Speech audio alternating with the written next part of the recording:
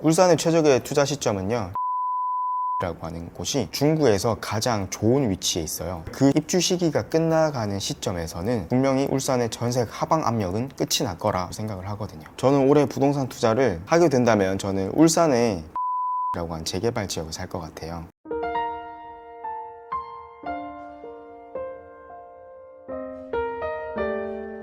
네, 안녕하세요. 내 인생의 포텐이 터져라. 그래서 저는 닉네임을 포텐으로 지은 김상준이라고 하고요. 나이는 34살인데 얼굴은 조금 더 어리게 생겼죠? 엄청 동안이신데요? 감사합니다. 포텐님은 언제 첫 부동산 투자를 시작하셨어요? 저는 2014년도에 부동산 투자를 처음 시작했습니다. 그 계기는 부동산 투자를 하셨던 분들도 있으셨는데 저희 이모께서 경제적으로 많이 힘드셨어요. 원래 옛날에 공인중개사 사무실에서는 보조 활동을 할 수 있었거든요. 그곳에서 한 10년 정도 근무를 하셨는데 경제적으로 많이 좋아지는 모습을 보게 됐어요. 이모가 계시는 부동산에 가끔 갔지만 뭔가 부동산에 갈 때마다 그 떨림이 너무 좋더라고요. 언젠간 나도 이걸 해보고 싶다. 그래서 부동산에 자연스럽게 접목된 것 같고요. 선택하게 된 게 부동산인 것이죠.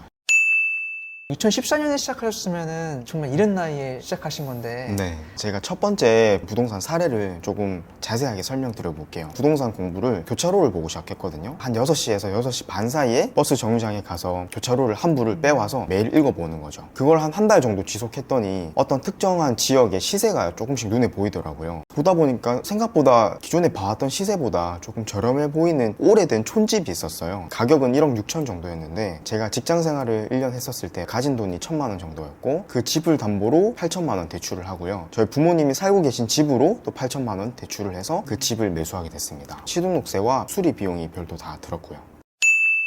처음 투자를 하신 거잖아요. 그리고 나서 마음의 변화, 그리고 세상을 바라보는 시야가 좀 달라졌을 것 같아요. 그쵸. 그거는 이제 매도를 했을 때인데요. 언제 매도를 했냐면 딱 2년을 가지고 있다가 매도를 했어요. 그 오래된 촌집이 주변에 이제 외국인 근로자들이 많이 살고 있는 공단 지역이었어요. 이 촌집은 방이 5개 정도가 있는데 방 하나당 한 15만 원에서 17만 원 정도의 월세를 받았어요. 그래서 2년 동안 거의 공실이 없었죠. 대신에 오래된 집이다 보니까 수리할 게 엄청 많이 들어가더라고요. 거기서 수리하는 것들을 많이 배웠고 그렇게 2년이 지나서 매도하게 됐는데 제 그 월세 통장에만 이자를 제외하고도 500만 원이 쌓여 있었고 매도하고 나서는 5천만 원 정도의 양도 차익이 생겼습니다. 그래서 인생은 이런 거구나. 부동산이라는 건 내가 매일 근로하지 않아도 대신 내 일을 해주는구나 라는 생각을 가지게 됐습니다.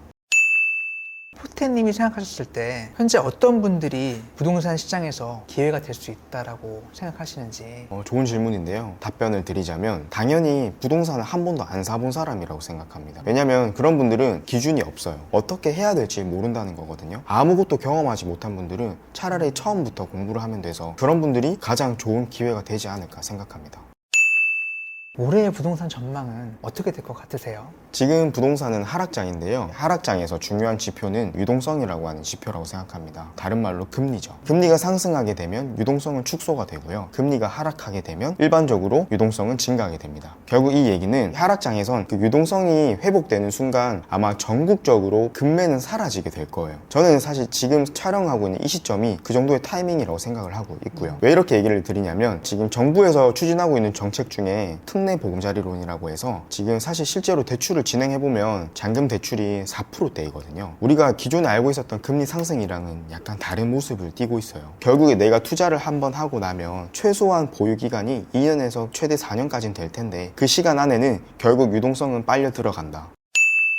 본인이 생각하는 올해의 유망 투자 지역이 있을까요?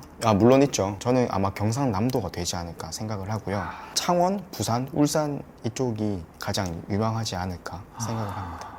저는 절대 가격을 기준으로 세우는데요. 미래 가격이 얼마 정도가 될지를 먼저 정해놓고 그 다음에 내가 투자금이 얼마가 드는지를 계산하게 되면 어렴풋한 수익률을 계산할 수 있습니다. 그래서 가장 이상적인 수익률이 나오는 곳을 투자를 하는 것이죠. 저는 올해 부동산 투자를 하게 된다면 저는 울산의 B08이라고 한 재개발 지역을 살 것 같아요. 울산은 최적의 투자 시점은 언제라고 생각하시는지. 울산의 최적의 투자 시점은요, 정말 구체적으로 말씀드릴 수 있는데요. B05 재개발이라고 하는 지역, 번영로 센트리지라고 하는 곳이 중구에서 가장 좋은 위치에 있어요. 그 입주 시기가 끝나가는 시점에서는 분명히 울산의 전세 하방 압력은 끝이 날 거라 저는 개인적으로 생각을 하거든요. 그럼 그 시기에는 부동산 투자를 위해서 매수를 하는 가장 최적의 타이밍이 아닐까라는 생각을 하고요. 또 한편으로 실거주라면 언제든지 지금부터는 사도 된다라는 생각을 하는 하는 게 초급매들은 지금 저희가 촬영하고 있는 시점에는 많이 사라졌을 확률이 높다고 생각합니다. 끝으로 부동산 투자에 관심 있는 분들께 도움이 될 만한 한 말씀 부탁드리겠습니다. 부동산을 투자하는 데 있어서는 본인만의 가장 중요한 요소를 정하는 게 선행돼야 된다고 생각해요. 공부를 아무리 잘하시는 분들도 그걸 못 찾더라고요. 공부를 오래 하신 분들조차도 그걸 찾지 못하더라고요. 그래서 항상 어떤 강의나 유튜브를 볼 때 why?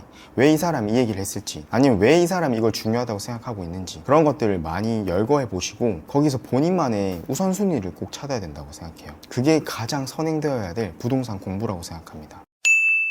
올해가 2023년이잖아요. 제가 우연치 않게 네이버 부동산을 보다가 2016년에 판 매물이 다시 나와 있는 걸 봤어요. 제가 매수했던 가격인 1억 6천에 나와 있었어요. 그래서 부동산은 황금성인 측면을 무조건적으로 고려해야 된다고 생각해요. 통계청에 들어가 보면 부동산 종목들에 대해서 거래량이 나오는데 그 중에 거래량이 가장 높은 건 당연하게도 아파트예요. 황금성이 높은 아파트를 선택하는 게 가장 리스크를 줄일 수 있는 방법 중에 하나가 아닌가 생각을 합니다.